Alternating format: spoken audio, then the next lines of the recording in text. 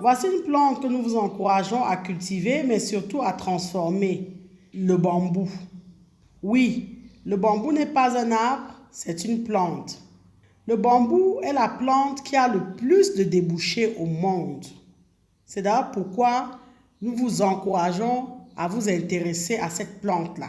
Le bambou est cultivé pour ses pousses. C'est la partie comestible qui va intéresser le marché de l'alimentation, de la cosmétique et des produits pharmaceutiques. Vous pouvez également cultiver le bambou pour ses chaumes. La chaume en fait désigne la tige principale du bambou. Elle est également appelée canne. Et le bois de chaume est très dur, très résistant parce qu'il est riche en silice. Donc après 4 années de croissance de bambou, vous allez avoir donc ce bois de chaume-là qui est aussi solide que le bois. Les chaumes vont intéresser essentiellement l'industrie de l'ameublement et de la construction par exemple. Enfin, la biomasse du bambou qui est composée principalement de cellulose peut servir de fourrage animal, mais peut également être utilisée pour la production de bioplastique et de pâte à papier. Comme on le voit donc, il y a un très grand marché potentiel du bambou à conquérir. Si vous vous lancez dans la culture du bambou, vous devez vous interroger sur l'usage ou la destination que vous allez faire de votre culture, que vous allez récolter à peu près au bout de 5 années de croissance. Donc, soit vous allez cultiver pour récolter les pousses, ou pour les chaumes, ou pour l'exploitation de la biomasse, mais sachez que vous ne pouvez pas tout faire, parce que les différents types de débouchés ne sont pas compatibles. Le marché mondial du bambou ne va cesser de s'accroître, ou plutôt ne cesse de s'accroître. Actuellement, c'est la Chine qui occupe la première place du marché. Aussi, la promotion et la valorisation du bambou est réellement un enjeu mondial, au point d'ailleurs qu'il existe un réseau international sur le bambou et le rotin appelé INBAR. C'est une organisation intergouvernementale qui est affiliée auprès de l'ONU, l'Organisation des Nations Unies, et qui promeut la culture du bambou et du rotin ainsi que leur valorisation. Sachez qu'une vingtaine de pays où le bambou pousse naturellement sont déjà membres de l'INBAR. Le bambou a longtemps été considéré comme une plante envahissante sans aucune valeur dans certains de nos pays. Mais on l'a valorisé notamment sur le plan écologique où on incite de plus en plus à utiliser le bambou pour reboiser les espaces qui ont été impactés par l'agriculture ou par l'exploitation forestière illégale. Le bambou est un produit forestier non ligneux. Il a une forte capacité de séquestration de carbone et une forte capacité d'adaptation au niveau du sol. Et comme on l'a vu, on l'utilise de plus en plus pour reboiser les sites qui ont subi des impacts négatifs de l'exploitation forestière, les feux de brousse, l'activité minière ou alors des sites qui sont en voie d'accéder à la déforestation globale.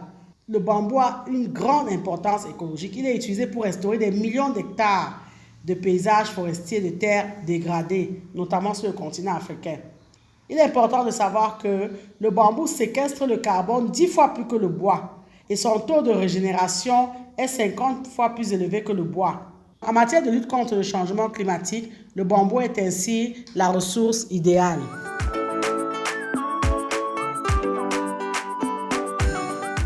Le bambou, comme on l'a vu, n'est pas un arbre, mais c'est une plante herbacée à croissance rapide. Sachez qu'il existe plus de 1000 variétés de bambou. Donc le premier défi que la personne qui souhaite planter le bambou aura à relever, c'est de choisir la bonne variété. Sachez que le bambou se multiplie naturellement. Sinon, vous pouvez également le multiplier par bouturage, par graines ou par rhizome. Plusieurs agriculteurs considèrent à tort le bambou comme une plante envahissante. Tout ça parce qu'il pousse vite, mais alors que c'est son véritable avantage. Le bambou est la plante dont la croissance est la plus rapide au monde. Certaines espèces de bambou peuvent gagner jusqu'à 1 mètre par jour. Ce qui fait que vous avez des bambous dont la taille peut aller de 15 à 40 mètres de hauteur. Rappelez-vous que le bois met 50 à 100 ans pour arriver à maturité. Tandis qu'avec le bambou, au bout de 5 ans, vous pouvez récolter les chaumes. Le bambou appartient à la famille des poacées, donc c'est un graminé. Il pousse naturellement sur plusieurs continents, dont le continent africain et asiatique.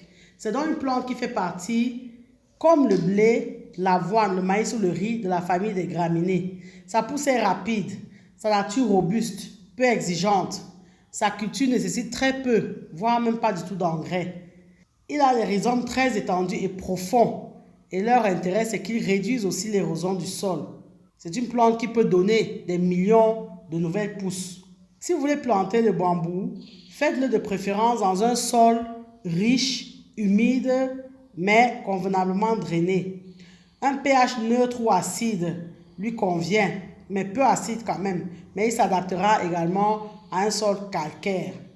C'est une plante qui aime le soleil, mais il faut protéger quand même les jeunes plantations du soleil direct.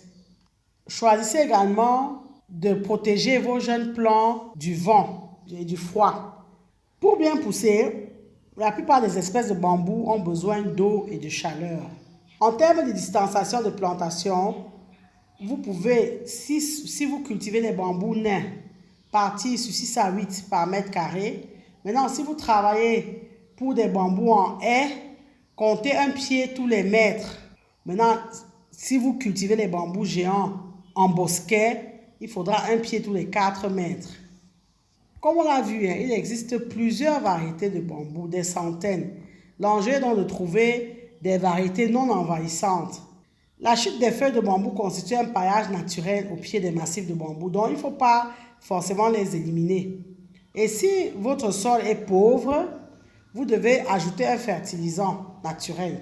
Vous pouvez notamment ajouter peut-être du fumier, du compost, etc. Le cycle de vie du bambou est long. Dans le cas par exemple du bambou géant non invasif de Blumerick, on parle d'un cycle de vie de 80 ans, de 80 années. Il faut savoir que les haies de bambou sont à l'instar de toutes les autres haies utiles sur le plan écologique parce qu'elles vont protéger les sols et servir de brise-vent. De plus, les feuilles qui tombent au sol vont former un paillage naturel. La taille et l'entretien du bambou n'est en général pas nécessaire, sauf pour certaines espèces. Donc, le bambou est une plante relativement facile à cultiver.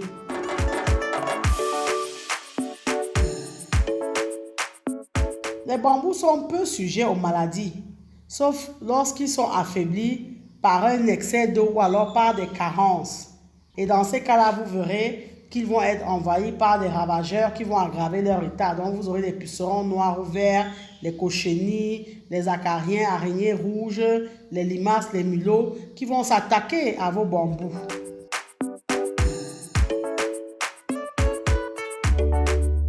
La taille de récolte des bambous adultes doit se faire avec une scie. Parce que, ne l'oubliez pas, on vous l'a dit, le bambou est un bois dur. Donc la dureté fait que pour récolter les chaumes de bambou, il faut une scie à métaux, par exemple. Le bambou est extrêmement dur et solide. Donc le chaume du bambou, donc cette tige-là se compose de fibres de cellulose comme un arbre. Mais contrairement au bois, ces longues fibres contiennent de la lignine et de la silice qui rendent ça encore plus dur. La morphologie de la tige, c'est qu'elle est creuse en fait. Et il y a des nœuds répartis uniformément sur la tige qui accroît en plus donc la résistance latérale de cette tige-là. Sachez qu'une fois coupé et séché, le bambou se conserve parfaitement et il résiste à l'eau.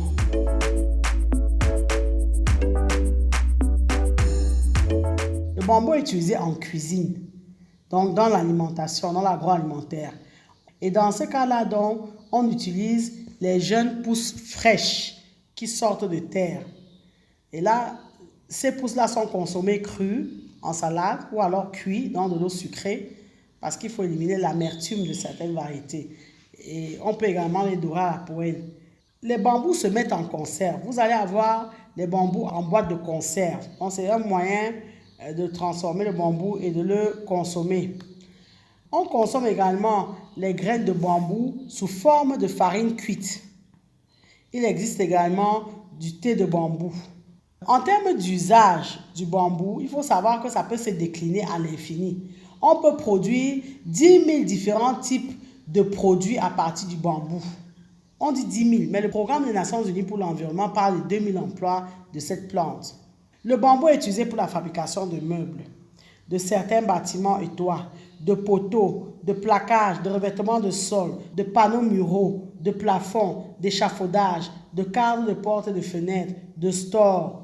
Dans l'industrie des pâtes à papier, le bambou peut être transformé en papier journal, en papier toilette, en carton. Dans les industries textiles, on utilise le bambou pour la fabrication de tissus, de t-shirts par exemple. Dans l'agroalimentaire, on l'utilise pour la fabrication de vin et de vinaigre. Dans l'industrie chimique, il est utilisé pour la fabrication de produits biochimiques et pharmaceutiques. Le bambou est utilisé pour fabriquer des tapis, des paniers, des canoës, du matériel de pêche, des vélos, des cure-dents, des bureaux d'écoliers, des chaises, des tabourets, des instruments de musique, des crayons, des gommes, etc., etc. Ça va à l'infini. Si on s'attarde un peu sur l'industrie du cure-dent, actuellement en Afrique, on importe les cure-dents. On importe énormément de cure-dents alors qu'on peut les fabriquer. Les machines pour transformer le bambou en produit fini en cure-dent coûtent environ 15 millions de francs CFA, soit à peu près 26 000 $. Ce qui fait donc qu'on peut investir dans la production de cure-dents au lieu de les importer de Chine. Surtout que nous avons la matière première disponible localement. Et le marché est porteur. Quand on voit tout ce qui est ménage, restaurant, hôtel, etc., qui utilisent les cure-dents au quotidien. Comme on vient de le voir, vraiment, au vu des nombreuses possibilités de transformation du bambou, il est très important de s'intéresser à sa culture et à sa transformation. Mais avant de le faire, bien entendu, il faut vous former sur la culture du bambou, sur les techniques de récolte du bambou et sur les différents traitements post-récolte. Donc, ne vous lancez pas en amateur. Bien que l'investissement de départ ne soit pas minime, ce qui est sûr, vous ne pouvez ne pas gagner de l'argent si vous vous lancez dans la production et la transformation du bambou. Merci de liker, partager et commenter la vidéo si vous pensez qu'elle vous est utile.